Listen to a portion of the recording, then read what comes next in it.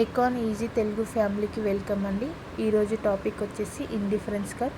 Meaning of indifference curve. Indifference curve is a curve showing all those combinations of two goods which gives the consumer the same level of satisfaction or utility.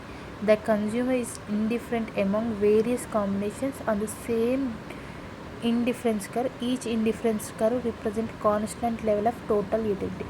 Indifference curve మనం two commodities మధ్య చూస్తే ఎన్ని combinations ఉన్నాయో అన్ని combinations, all those combinations అనేవి same level of సాటిస్ఫాక్షన్ని కన్జ్యూమర్కి ఇస్తుంది, satisfaction are యూటిలిటీని ఇస్తుంది. ఇండిఫరెంట్గా ఉంటాడు కన్జ్యూమర్ అనేది అన్ని కాంబినేషన్లో, డిఫరెంట్ కాంబినేషన్స్లో ఇండిఫరెంట్గా ఉండి సేమ్ ఇండిఫరెన్స్ కర్వ్ని మెయింటైన్ చేసేదే ఇండిఫరెన్స్ కర్వ్ అండి. ఈచ్ ఇండిఫరెన్స్ కర్వ్ అనేది దేన్ని రిప్రజెంట్ చేస్తుంది? కాన్స్టెంట్ లెవెల్ ఆఫ్ టోటల్ యూటిలిటీని రిప్రజెంట్ చేస్తుంది.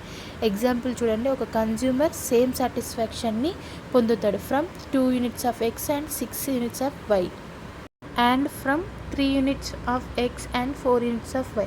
అంటే కాంబినేషన్ డిఫరెంట్ అయినా కూడా కన్జ్యూమర్ అనేది సాటిస్ఫాక్షన్ ఎలా పొందుతున్నాడండి? ఈక్వల్గా పొందుతాడు, సేమ్ సాటిస్ఫాక్షన్ని పొందుతున్నాడు. 2 units of X తీసుకున్నప్పుడు, 3 units of X తీసుకున్నప్పుడు, 6 units of Y తీసుకున్నప్పుడు, 4 units of Y తీసుకున్నప్పుడు సేమ్ యూటిలిటీ ఆర్ సాటిస్ఫాక్షన్ వస్తుంది. This combination lies on the same IC. ఒకే ఐసీ మీద ఈ కాంబినేషన్ అనేది రిప్రజెంటేషన్ అనేది చేస్తుంది. దీన్ని మనం మీనింగ్ ఆఫ్ ఇండిఫరెన్స్ కర్వ్ అని అంటామండి. ఇందాక చెప్పిన దాని ప్రకారం ఇండిఫరెన్స్ కర్వ్ షెడ్యూల్ చూద్దాం.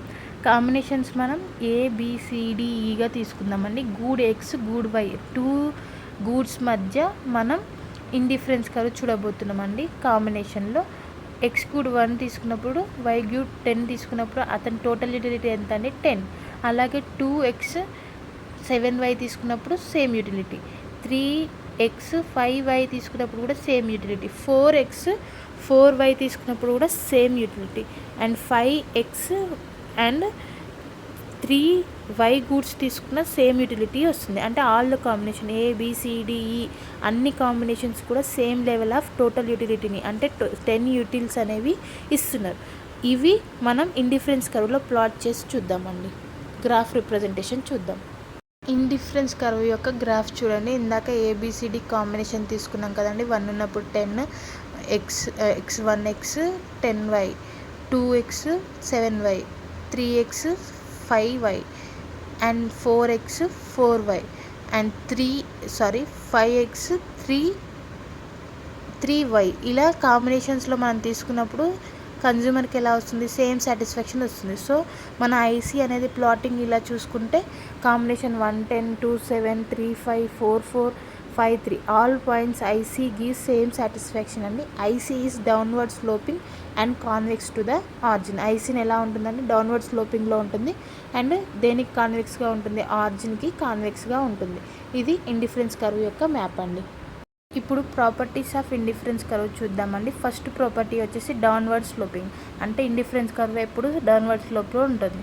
ఎందుకు? To get more of one good consumer have to give up some of other good. అంటే కన్జ్యూమర్ ఒక గూడ్ని ఎక్కువ పొందాలంటే ఇంకొక ఏదో ఒక గూడ్ని ఆయన గివ్ అప్ చేయాలి. అందుకే ఆయన యొక్క ఐసీ కర్వ్ ఎలా ఉంటుందండి? డౌన్వర్డ్ స్లోప్లో ఉంటుంది.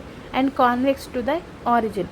It shows diminishing marginal rate of substitution. MRS చూపిస్తుంది కాబట్టి ఇది కాన్వెక్స్ టు ద ఆరిజిన్ అండి. Higher IC represent higher satisfaction. మనం ఇందాక చూసినట్టు IC1, IC2, IC3 ఇలా మనకు డిఫరెంట్ టైప్స్ ఆఫ్ కాంబినేషన్స్ ఉన్నాయనుకోండి. IC1 కంటే IC2 కాంబినేషన్లో మోర్ సాటిస్ఫాక్షన్ అనేది పొందుతాడు కన్జ్యూమర్. అండ్ IC3లో మోర్ సాటిస్ఫాక్షన్ని పొందుతాడు. ఎలా? IC2 కంటే IC3 అనేది ఇలా రిప్రజెంట్ చేస్తుంది, హయ్యర్ సాటిస్ఫాక్షన్ని రిప్రజెంట్ చేస్తుంది. ICs never intersect. ఐసీస్ ఎప్పుడు కూడా ఇంటర్సెక్ట్ అవ్వదండి. It violates the assumption of transitivity.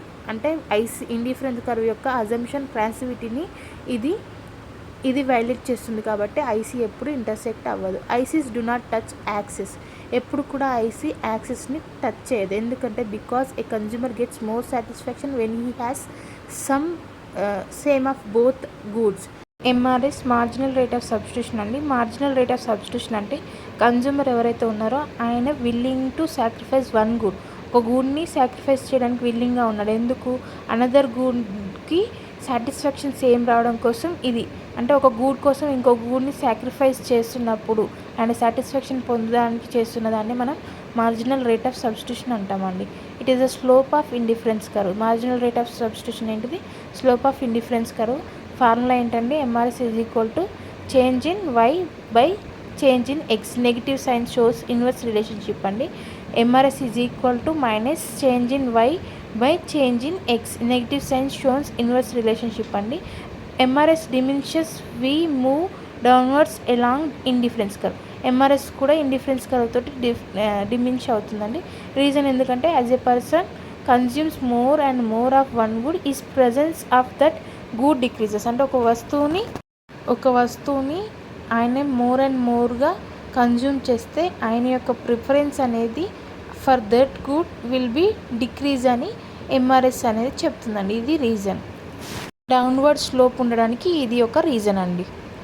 ఇది ఇండిఫరెన్స్కి ఒక ఇంట్రడక్షన్ వీడియో అండి. కంపల్సరీ ఈ వీడియోని ఇండిఫరెన్స్ కర్వ్ని ఇన్ డీటెయిల్గా మనం ఎక్స్ప్లెయిన్ చేసుకుందాం నెక్స్ట్ వీడియోలో. మీకు అసలు ఇండిఫరెన్స్ కర్వ్ అంటే ఏంటిది, ఎంఆర్ఎస్ ఎందుకు దీనికి స్లోప్ లాంటిది అని తెలియడానికి ఇది ఒక చిన్న వీడియో అండి. ఖచ్చితంగా మనం ఇన్ డీటెయిల్గా ఇంకో వీడియో చూసుకుందాం. Thank you for watching. Please do like, share and subscribe.